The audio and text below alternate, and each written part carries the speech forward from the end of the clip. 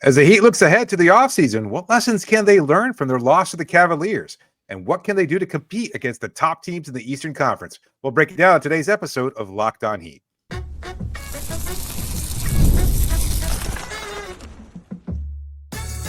You are Locked On Heat, your daily Miami Heat podcast, part of the Locked On Podcast Network, your team every day.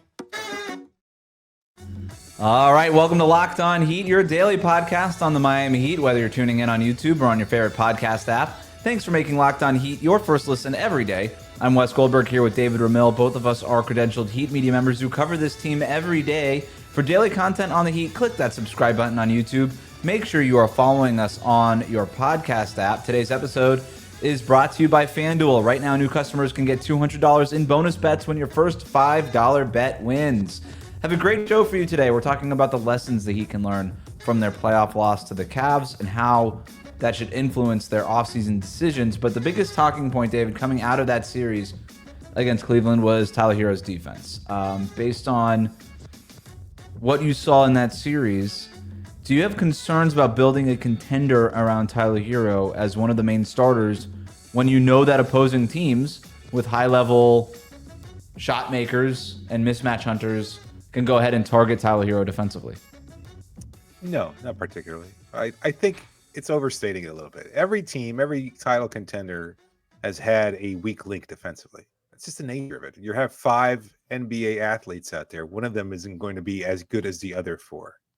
Steph Curry is, by and large, considered a defensive liability. That really hasn't stopped them from winning. And now, yes, you have to have an all-time great defender like Draymond Green and really solid defenders like Clay, Kevin Durant, etc., surrounding that championship core, Andrew Wiggins, etc. But I think that's the bigger problem, is that Tyler can be victimized to a certain extent, but you don't have the same strength across the board in terms of 2 through 4 backing him up and providing that same high-level defense. I think if this isn't to deflect blame, I understand that Tyler is a problem defensively. Like, you're going to be able to pick on him, and until he can get strong enough or agile enough and bigger, that seems a little unlikely, but yet that's the reality. Until he can get to that point, he's not going to be able to defend at the same kind of level as an average defender. He might never get there. But I think if you look at some of the other players that share that floor with him, and specifically Kel'el Ware, I think he is kind of going to be tasked as he continues to develop and grow as the cleanup man. He's going to be the guy who's going to make up for the mistakes of everybody else. Because I think you can have that. Like, you can have a Darius Garland, let's say, as long as you have an Evan Mobley and a Jarrett Allen, both of whom are very good defensive players. Donovan Mitchell isn't particularly great defensively either. I think he gambles a lot and he takes a lot of risks, and sometimes they pay off and sometimes they don't. I'd say most of the time they don't. But again, when you have solid defenders around him and you have a system that works, that can kind of hide some of those defects, it tends to work. So I think that's the bigger issue here, is that as Tyler's going to be a problem, and you just have to learn to accept that. It's just everybody else has to also be at the same level or a better level in order to make up for that disadvantage that's already kind of baked into the starting lineup. You already nailed it. It's not a Tyler Herro problem. It's a roster construction problem that the Heat have. Tyler Herro is such a good shot maker that it's worth the defensive inefficiencies. He's never going to be a great defender. Now, he gets steals, he gets defensive rebounds. Like, he does what he can, but as a one-on-one defender, he'll never be good. He'll always be targeted. And that's just what it is. But he's a good enough shot maker and has turned himself into a 3-level scorer to where it's like, okay, that's fine. And I'm not even talking about this guy needs to be a 6th man. He's well beyond that. This guy is a starting level shot maker. And the pros outweigh the cons with Tyler Herro. But Miami's roster is way too far away than from where it needs to be in terms of having to cover up for those weaknesses. You like what you said about Darius Garland. The Heat said it too. It's like Darius Garland can't really talk if he's also a bad defender. The difference that Cleveland has is guys like Jarrett Allen, and specifically I'll focus on Jarrett Allen because Evan Mobley and Bam Adebayo, both at that power forward spot, are world-class defenders. Kel'el Ware, Tyler Herro got so much attention for being a bad defender in that series, that Kel'el Ware was basically let off the hook. He was horrible defensively in that series. And I'm not trying to be mean, but he's a rookie, and it should be. Admit it. And he was bad. He was out of place on every pick and roll. He was limited to being a Luke Babbitt in that series for a reason. He played his first 5-6 minute stints, and then that was it. Never closed those games. He got completely outplayed by Jared Allen and Evan Mobley. And by the way, he should be. Those guys are awesome. Both of those guys are all-stars. But that's where, when Eric Spoelstra is talking about at the end of the season, yeah, we've got a guy who turned 21 years old during this series in Kel'el Ware, and we kind of need these 21, 22, 23-year-olds to be at the point where they'll be when they're 26, 27, 28. That's kind of what he's talking about. Sure. It's Evan Mobley and Jared Allen have had 4 years now of working together and building up that chemistry, where Bam and Ware just started at the midway point of the season.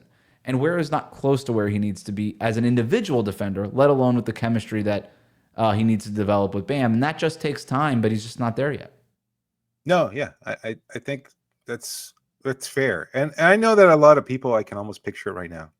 Maybe I shouldn't even address it, but I think it's important to also point out that this isn't apologizing for Tyler's mistakes. They're going to be a problem. They're inherent in who he is physically. At the same time, this isn't deflecting blame and making it seem like it's Kel'el who's 100% responsible for making up those mistakes. There's only so much you can do. The problem, though, and I do see this, if I'm going to put any kind of bounce back on this at all, I'm going to say that now the series against Cleveland also showed that you can force Tyler to be limited offensively. Mm-hmm. And if that's the case, then does he become a liability then? Beyond what he does defensively, if he's not producing at the same level offensively, is it time to kind of view him as a much bigger liability than I think either of us would like to admit? Yeah, I don't know. To me, it goes back to the roster construction problem. To me, Tyler Herro is still a value add. When you factor everything in, his shot making, his shooting, his gravity off the ball, it's still a value add. And that stuff is really important. Is it the same argument offensively? Not to interrupt, I'm sorry, but is it the same argument offensively? It's like you can pick on Tyler defensively, knowing that not everybody else is going to be able to defend at such a high level. And at the same time, you can shut down Tyler offensively because nobody else is going to step up around him to the same degree. That's right. Because it's so like not everything has to be so extreme. He's not the number one option on a team that can compete with Cleveland and Boston. He's still a very important player on your offense if you had a real number one option next to him. And I want to put a pin in that. I don't want to get into that now because that's kind of the whole point of the second segment. But we can just have a conversation about Tyler Herro. Is he a liability? I guess maybe the real question is, can you build a team that can compete with Cleveland and Boston with Tyler Herro in the starting lineup? And the answer is yes. It's not going to look like the team looks like now. And I don't know that they can do it. That's not even what I'm saying. I just, hypothetically, could you build a team that competes with Boston and Cleveland with just out of thin air? And just Tyler Herro has to be one of the players in your starting five. To me, the answer is no question, yes. You could build that team. I agree. I think I know it sounds very simplistic, but I also think it's something that I think bears repeating when you're kind of looking at roster building, and it's a point I kind of touched on sporadically here and there throughout the years. Like if you're looking at players and kind of rating what they do, and you're looking at a simple scale of 1 to 10, right now Miami's looking for a 9 or a 10. A player that is at the very top of his game and is going to make an incredible singular impact. They don't have that on the roster. Bam is probably as close as you get just because of his playmaking and his incredible defense. He's probably a 7.5, 8. That's not a bad place to be. That's still a top 40 player in the NBA. I think Tyler is getting close to that. I think he might be around a 7, maybe a 6.5, somewhere around there. Yeah, they have a 7 and an 8. Yeah. That's still not a bad place. Right. And then you have, and a bunch of 2s and no 10s. And that's really what it is. But the other thing too, it's I guess, simple, but that's just the way you have to kind of look at it. And so when you look at Cleveland's roster, Donovan Mitchell's a 10. You got Mobley, he's a 9. Allen is probably a 7. But again, you can make up for whatever his liabilities are when you get somebody who commands as much Garland's attention as probably a Mitchell and 7 or Garland an do. 8. Yeah. Again, they command a lot of attention, and then all you have to do is toss a lob in Jared Allen's way, and hey, guess what? Next thing you know, he's averaging double digits. So it's about balance and roster construction and having high-end talent. That's what Miami's missing. Tyler isn't the problem. It's the fact that they don't have that number one. You could have made that argument that Jimmy was that number one, but he's no longer on the roster. To me, Tyler is more part of the solution than anything, but there are big questions. We talked about, Tyler Herro's extension, how that factors into it. But right now, I thought about the extension thing, and you were talking about how you can't really afford to pay him $50 million a year, and I think I agree with you. But when it comes to this extension and the fact that extension he wouldn't be getting $50 million a year until 3 years from now. I don't think you can make a decision this summer based on what you're going to pay a guy 3 years from now. Maybe you should. Maybe that's the job of a forward-looking front office. That just seems so far away to me. Tyler Herro at $30 million a year has proven to be worth that contract, and if you have him, which is, by the way, in the new CBA, that's high-level fringe all-star. That's what you pay those guys, 30-ish million. That's right around the market value for those guys. So they do need something else. I will say this: in some ways, the Heat are built very similarly to the Cavaliers. They are missing that one crucial piece. We're going to tell you what it is and how they can get it after this. Today's episode is brought to you by FanDuel. FanDuel makes it easy to stay in the game before tip-off and live. The NBA playoffs are in full swing, and every night delivers highlight-worthy performances, major momentum shifts, and can't-miss moments. Whether it's a game-winning shot on a breakout player, there's never been a better time to get on the action. With player props, performance trends, and same-game parlays, fans have more ways than ever to play smart and win big. Listen, you got a couple big games tonight. Do you expect Donovan Mitchell to lead the way and maybe carry the Cavaliers to a Game 2 win to make up for the Game 1 loss? That's where I'd like to put in my parlay. And then you know what? Jimmy Butler, is he going to step up against the Minnesota Timberwolves? He's had his problems when he was in Miami, never quite won against that Timberwolves team. Is it Butler stepping up in the clutch moments, or is it Ant? Is Anthony Edwards going to have a big game? I'm kind of leaning Ant, to be honest with you. No knock on Jimmy. I just don't know if this is going to be the series for him. So keep that in mind. But now is the time to go to FanDuel. It's the perfect time to set up. So head to FanDuel.com and place your first $5 bet. If it wins, you get $200 in bonus bets. That's right, $200 in bonus bets. Make every moment more with FanDuel, the official sports betting partner of the NBA. We'll be right back. So what do the Cavaliers have that the Heat don't? That's the question I want to answer here. And you were already touching on it with your 1 to 10 scale, and I think it's a really good way to kind of frame it here.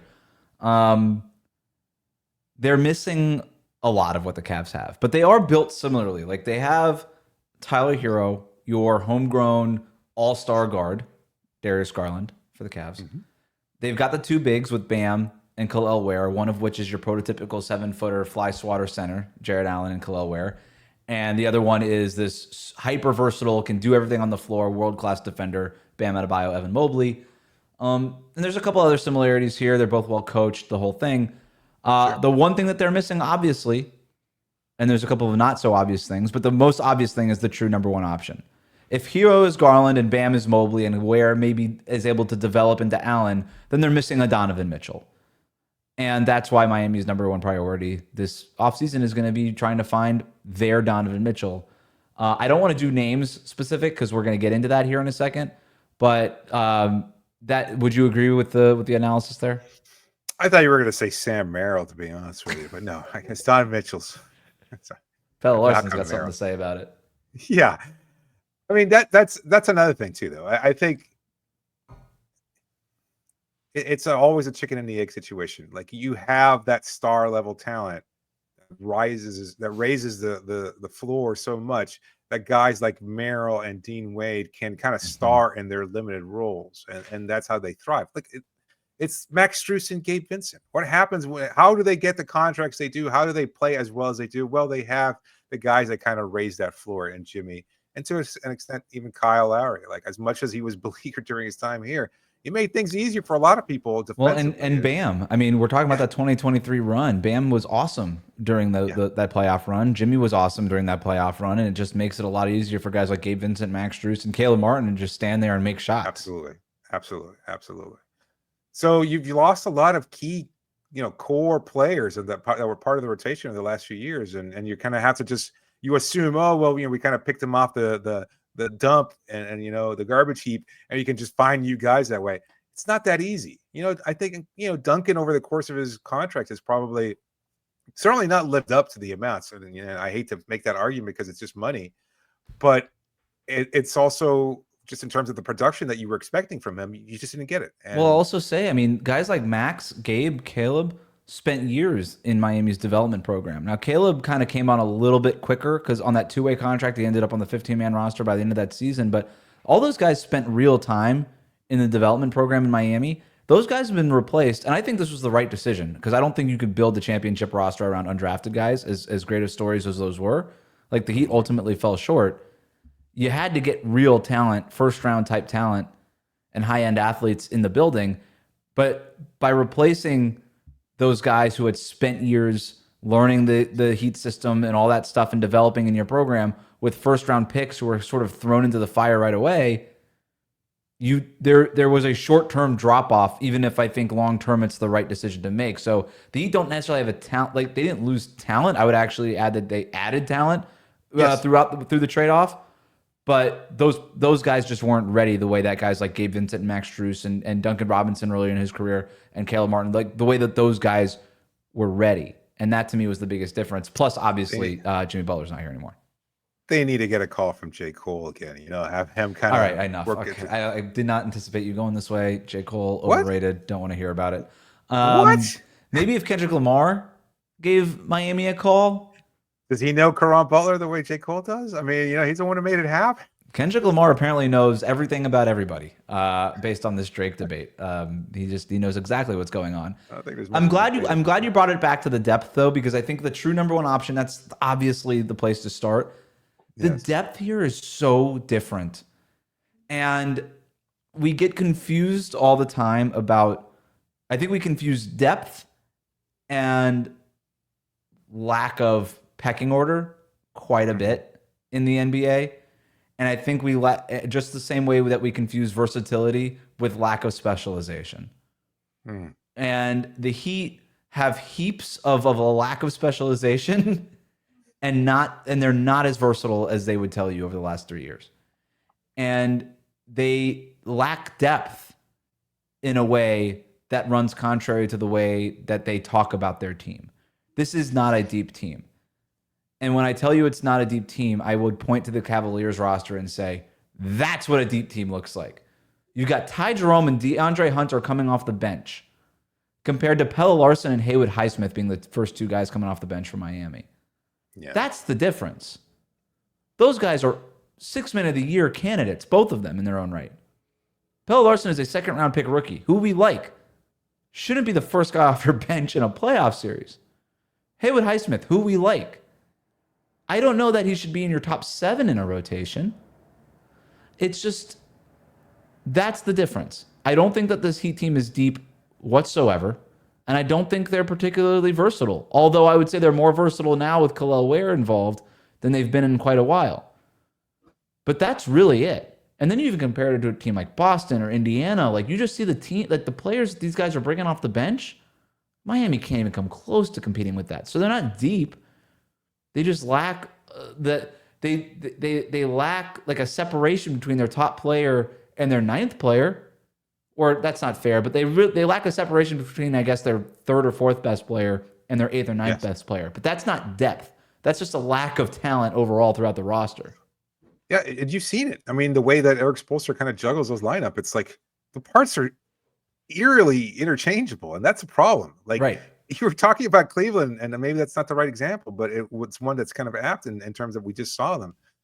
I mean, Sam Merrill, again, not knocking on him, he shouldn't be starting in place of other players there. I mean, he's a break glass in case of emergency sort of player, and he has a specific need and a talent that he can bring off the table. And he's, as we talked about with Danny Cunningham, host of Locked on Cavs, he's improved as a defender. and yet he's probably not a guy that you want to go to the well too often for. And so that's the issue, is that you've got, as you said, 3 through 9 are kind of just like, oh, do we go with Jaime? Do we go with Haywood Highsmith? Do we go with Duncan? Do we go with Pelle Larsson? And you're not surprised at any of those options being chosen, because none really stand out. They all have their glaring warts, and that lack of specialization is such an important point too, because you can't. Who's your 3-point shooter that you go to? Ostensibly, it would be Duncan Robinson, and yet again, I don't know that he's necessarily lived up to that. You've got Haywood with some defensive chops, but I mean, he's relied on for far too many minutes, and he's undersized. Again, we really appreciate what Haywood has brought to the table. He might be the one guy who has just a clear specialization: is wing defender. Put Haywood in. And that's what made Davion Mitchell stand out so much when he got to Miami. It was like, oh my God, this is what a real specialist looks like. He is a elite point of attack defender, and I don't know the last time we saw something like that in Miami. We're like, oh, this is what real defense at the point of attack looks like. But how often have Haywood and Davion been tasked to score 10 to 15 points, because Miami just can't generate their offense, because again, their lack of the number one talent. That's the problem. Is it all trickles down from there. You have to have the number one guy, and then then you don't need as much from Davion. Then you can put Haywood out there. You don't even need as much from Bam or Tyler Herro, and that's been my argument all along with those guys. Is it's really easy to stop asking those guys to do all the things that they do, plus also for Bam, for instance, to score 24 points per game as opposed to 20. When you have somebody else on the roster already scoring 27 points per game, and you could just let Bam do what Evan Mobley does, which is, hey, nobody was asking Evan Mobley to become a 24-point per game scorer this year, and he didn't. The only thing they asked of him was, can you please make a few more threes than you did before? You know who also did that this year? Bam. But it wasn't good enough for Heat fans. Why? Because they didn't have a Donovan Mitchell on the roster to actually do the scoring part.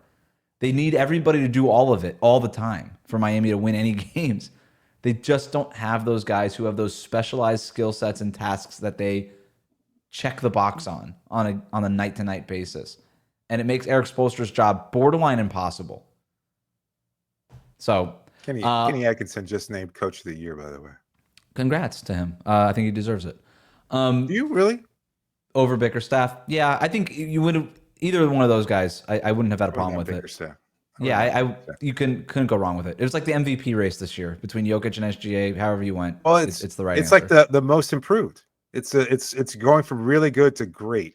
You know, and that's why, and it's unfair. Well, I think that matters to me more than really coaching does. Like coaching to me matters. It's a degree of difficulty thing. Is it harder? And again, I don't think there's a right answer to this. I would have just picked Atkinson because I think, is it harder to go from good team to great team with essentially the same parts? The way that Atkinson went from last year's Cavs team to this year's Cavs team versus really what Bickerstaff did.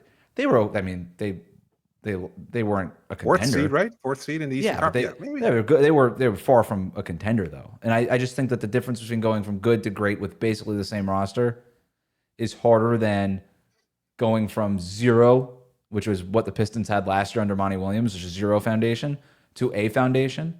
Is it harder to build on top of something or to build something that never, or to build a foundation that never existed? Like I said, I don't think there's a wrong answer. I just think that the Atkinson thing was harder than Bickerstaff. But if you go Bickerstaff, I'm not going to argue with you. All right, fair enough. I would have gone Bickerstaff. 100%. No, I would have gone Bickerstaff 100%. You think it's harder to do the build the foundation part? Oh my God! I mean, they were abysmal. They were like 14 wins. He brought a team from like the depths, and it's like, you know what? We're going to play for something. We're going to compete. That was a really tough competitive team that went to the wire with the New York Knicks. You know, it's like that could have gone either way in that series, and that's a really good group. And I mean, you look at Cade, you know, Ausar Thompson maybe, and then other than that, like Tobias Harris, Jaden Ivey got hurt after whatever it was, 30, 40 games. Yeah, that they stayed the course and wound up being a really solid team. So to me, I think you look at Atkinson, you don't want to know why we're debating Coach of the Year on this show, but I just, you know, they also have, as you said, the same core, and yes, taking that same core and making it from very, very good to great is one thing, but at the same time, like they also stayed together for a year, and the statistics have shown that if you can keep that core intact for a year, you'll build something continuously year in year, even if you don't make any significant changes or coaching changes. So I think that was already inherently baked in again to what the Cavaliers were doing. They were going to be better this year, even if they hadn't replayed Bickerstaff with Atkinson. Star trade idea next.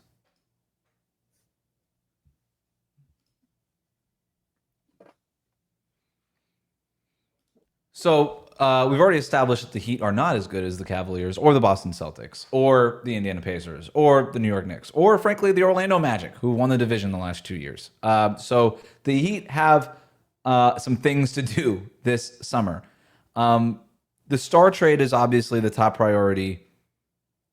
Is there something else that stands in your mind, David, that the Heat have to accomplish this summer? Is there like one thing? Obviously, make the roster better, but like, is there one thing that you'd be looking at?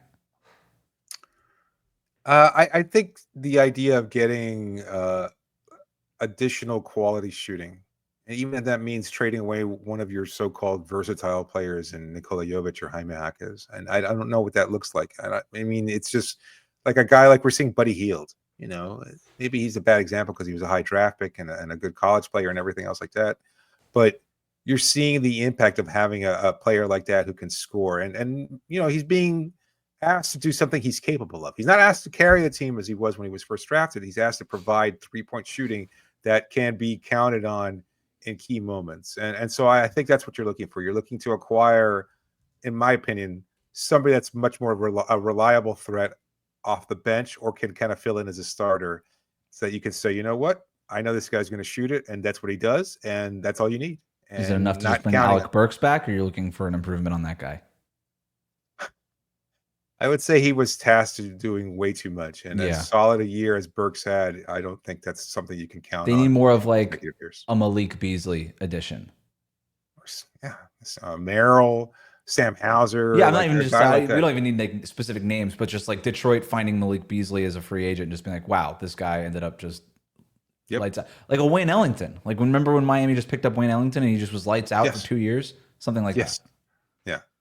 I love it. That makes a lot of sense to me. The depth has to be addressed 100%. I would also be looking for, like, I don't know, could they go find like an Aaron Wiggins type? Just a legitimate two-way guy. A legitimate two-way guy. The other thing, and I should point this out, they need to find somebody that can pass Bam the ball in a pick and roll. I would be looking for a lead playmaker. And I don't know that maybe lead playmaker might be tough because that's obviously going to be your number one option, hopefully. But just somebody who comes off the bench, whatever. Just a point guard who knows how to run an offense and can throw an entry pass. They need that player. So whether that's like a Tyus Jones or a Trey Jones or some kind of player like that, something like that could, I think, really help this. What happens with Jones this year? I know we'll probably have plenty of time to talk about it, but given that he Tyus Jones. Okay. He had that 1 year kind of deal that he took in Phoenix, expecting them to win a title or at least contend. And he was going to. He's out there, man. I think he's available. No, I know that, but he's going to parlay that into, he was hoping to parlay that into a bigger contract. And now he's kind of entering free agency on a team that kind of stunk. And he wasn't particularly good. Not the way I think his value was a lot higher last summer than it was this year. Agreed. Is it going to be another vet min? Could be a buy low option for Miami. I know he entertained the idea of coming to Miami, right? And then he chose Phoenix because, again, title contention. And a starting job. That choice. Yeah. Yeah, because he wasn't going to start over Terry Rozier. He didn't think so. He would have been. He would have ended up. The other thing I'm looking at in training camp, I know we're looking way ahead, but this is offseason priorities. Yeah. Bam and Kel'el should never be separated in training camp. On the scrimmages, they should always be on the same team. Do not separate them. It should be rep after rep after rep. I want to see videos on Instagram of Bam hanging out with Kel'el Ware somewhere in Miami. Bam with the headband on as he does in the summer months, training with Kel'el. I want those guys at the hip.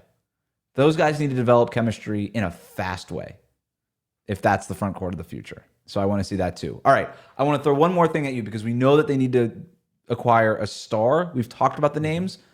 This is from Bleacher Report's Zach Buckley, who does a really good job of putting these mock trades together. Ja Morant. It's a Ja Morant trade. The Heat get Ja Morant and Jay Huff, nice little throw in there, for Duncan Robinson, Kyle Anderson, Nikola Jovic, Jaime Jaquez Jr., and first-round picks in 2025, so this one coming from Golden State, 2029, top 4 protected, And then 2031, I think unprotected is what he has. So 3 first-round picks, basically it's all the tradable first-round picks from now to 2031. Duncan, Anderson, Jovic, Jaime. And you get Ja Morant and Jay Huff back. What do you think? I think you'd have to keep one of those role players. I don't know if it's necessary to include them just for salary purposes, but you're just, again, I as much as we just made the argument that you need you could probably need more specific I'm sorry to cut you off, but specialized depth. Yeah, you could probably leave out one of the role players and not take Jay Huff back. I think that would probably work from a salary standpoint. So you would rather keep Nico or Jaime as opposed to add Jay Huff in the deal. I mean, yes. Yeah, no, I'm with you. I think that's a no-brainer. I'm just clarifying. Yeah. Because that's a lot. You're giving up your draft collateral, and that's basically how you're going to be shoring up the rest of the team. But Morant, you're losing your cheap first-round talent, and you're losing the means to add cheap first-round talent with those 3 picks. Now you have the other picks obviously in between. Although you do owe 1 pick to Charlotte, probably in 2027, maybe 2028. So that's a little bit of a problem too. So you don't have control of 4 of your next 6 drafts. That's an issue. To me, I would be more inclined to keep one of the first-round picks out. Can I keep 2029 or 2031? You can have Nico, you can have Jaime, you can have the other stuff. If I'm already sold on Ja Morant, which is the other, I don't know that I am. So, but if we're assuming that the Heat are sold on Ja Morant, I would be trying to say, hey, I need one of these first-round picks. I can't give you all of them. Would they make that decision? Like, I'm just trying to think about what if Morant is the kind of talent that they're looking for. Traditionally, he is the exact kind of player that they would stay away from.